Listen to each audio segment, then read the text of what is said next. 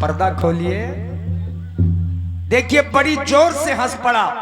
ये जटायु का भाई संपाति है, जिसके पंख जले होने के कारण यहीं पर रहता है।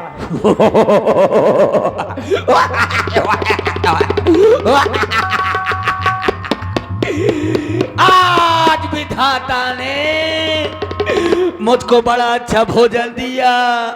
ये लाल लाल टमाटर जैसे गाल वाला बंदरा और ये क्लीन शेव वाला बंदरा, बड़ा अच्छा भोजन दिया।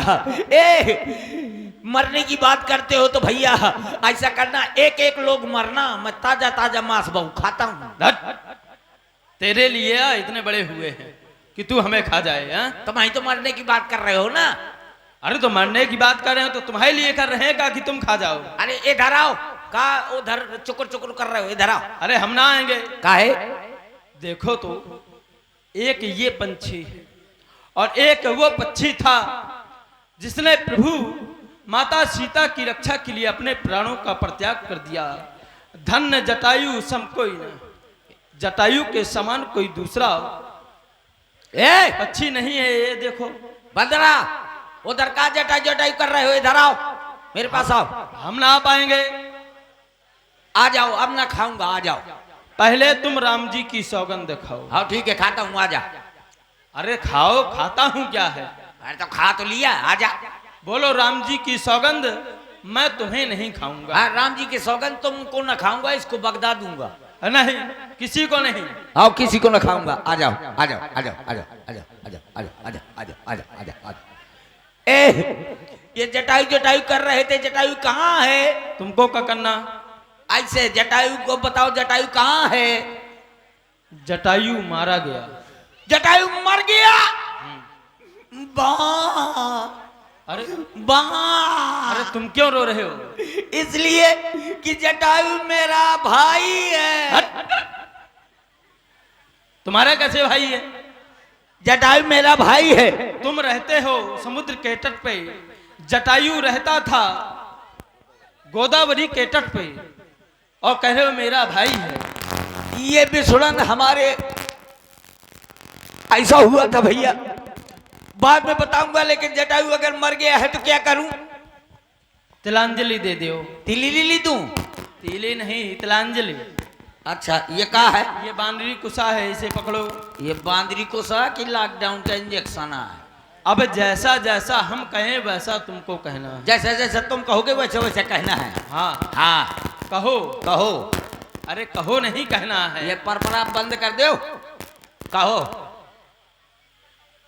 अरे कहो नहीं कहना, अभी रुको, अभी शुरू कहाँ किया है मंत्र। कहो नहीं कहना, अभी शुरू कहाँ किया है, बंद बाद में बंद करना। मूर्ख हो क्या? मूर्ख हो क्या? अरे भाई तुम्हारा मरा है। भाई तुम्हारा मरा है? मेरा मरा है। मेरा मरा है। हट, हट। देखो तो कैसा पक्षी है। देखो तो कैसा पक्षी है। अरे अभी मंत्र शुरू नहीं हुआ। अभी हमने मंत्र शुरू नहीं किया। इसकी चोट पकड़ लीजिए। इसकी चोट पकड़, चोट छोड़ दो, चोट छोड़ दो, चोट छोड़ दो, चोट अब सुनो। हाँ, तुमको ये नहीं बोलना है, तुमको सिर्फ मंत्र बोलना है। चोट तो छोड़ दो। कहो पिंड पिंड पिंडा। कहो पिंड पिंड पिंडा। फिर कहो। फिर कहो। अरे तुमको पिंड पिंड पिंडा बोलना है। अरे तुमको पिंड पिंड पिंड बोलना है। अरे अच्छा मूर्ख। अच्छा मूर्ख हो, पागल हो क्या? पागल होगा। अरे इसकी चोंच पकड़ लीजिए। ये बात, अब मंत्र पढ़िए। कहो पिंड पिंड पिंडा। पिंड पिंड पिंडा। पिंडा ऊपर 3 प्राणी। 3 कैसे प्राणी?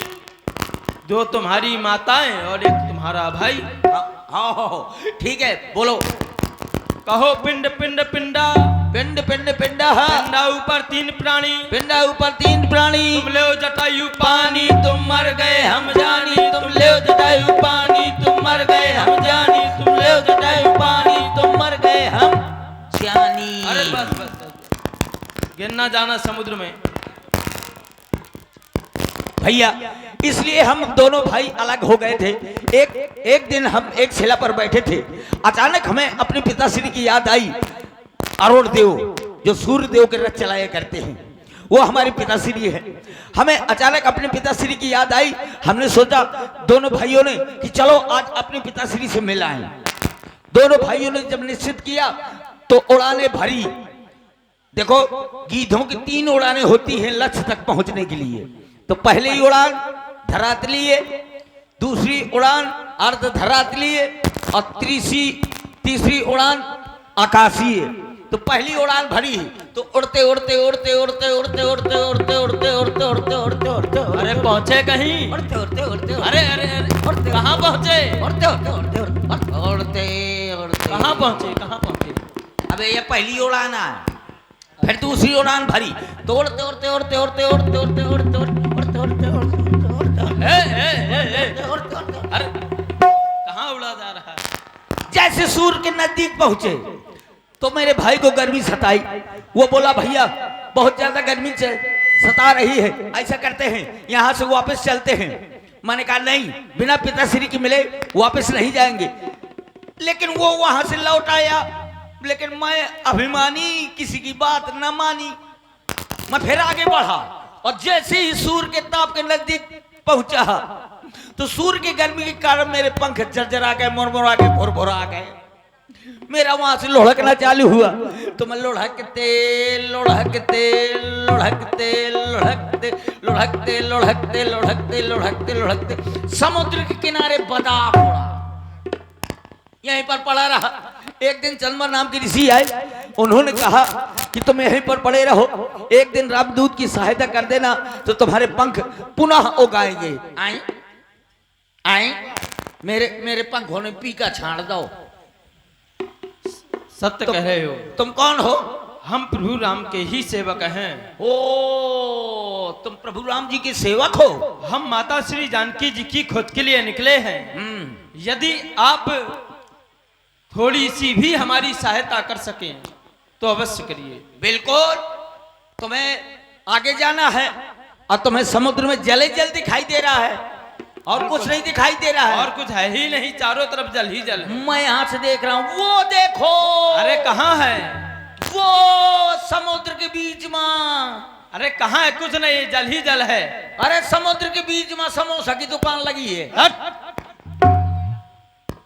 अरे मैं यहाँ से देख रहा हूँ, वो देखो समुद्र के उस पार त्रिकूट नामक पर्वत है, उस पर लंका बसी हुई है। लंका में अशोक वन है, अशोक वन में अशोक वृक्ष के नीचे है सीता जी बैठी हुई है। अरे हमें कुछ नहीं दिख रहा भैया। अरे देखो तो कौन राक्षसी समोसा खा रही है, कौन चाउमीन खा रही है, कौन लिपस्टिक ठांस रही है, कौन करखा ठांस रही है। बहुत झूठ बोलते हो। सीता जी बेचारी रो रही है, सीते मैं आऊं तो। अरे बस बस। अरे मैं देखो तुम ना, क्यों? गीधे दृष्टि अपार मैं देख सकता हूँ, तुम नहीं देख सकते, क्योंकि गीधों की दृष्टि अपार होती है। बूढ़ भाव नहीं कछुक कर तो सहाय तुम्हार, बुढ़ा हो गया हूँ वरना तुम्हारी सहायता अवश्य करता, लेकिन शारीरिक सहायता नहीं कर सकता तो मैं जुबानी सहायता कर रहा हूँ। जामवंत जी, तुम्हारी सेना में ऐसा कोई योद्धा हो जो वहां तक पहुंच सके तो सीता मैया का पता अवश्य लगा सकता है। राम जी कहाँ पर रहे इस समय पर? राम जी इस समय प्रवर्षण गिरी पर्वत पर हैं। ठीक है, मेरे पंख जमाए हैं, अब मैं जा रहा हूँ राम जी के पास। जाओ।